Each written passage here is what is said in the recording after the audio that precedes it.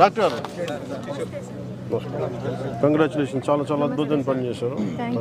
Thank you sir.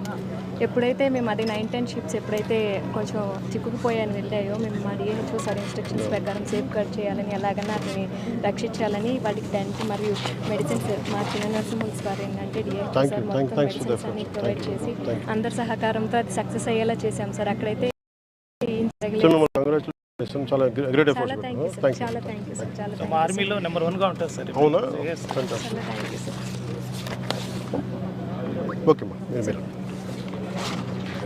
అంటే అలాగే major అంటే ఇంకా ఇంత డ్యామేజ్ తగ్గడానికి కూడా ఏంటంటే డ్రైన్స్ని కూటమి ప్రభుత్వం రాగానే ఎక్కడికక్కడ తీయడం జరిగింది. దానివల్ల ఆ డ్యామేజ్ ఇంపాక్ట్ చాలా తగ్గిందని చెప్పాలి.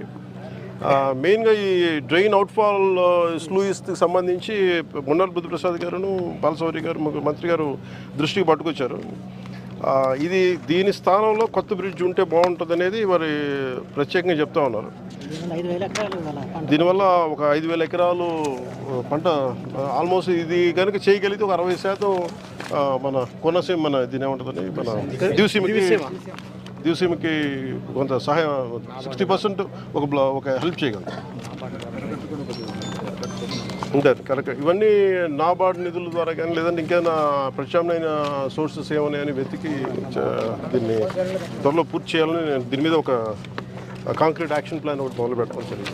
Thank you.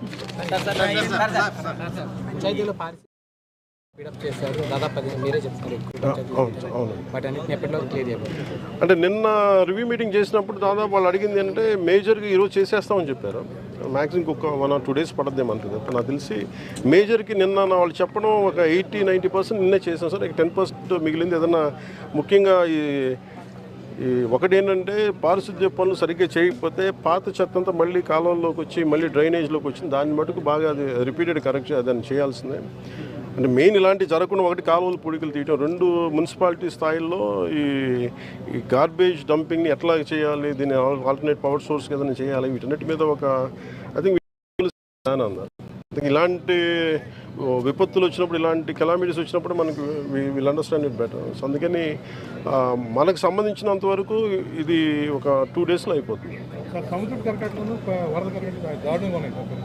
అదే సార్, ఇప్పుడు అదే మాట్లాడింది.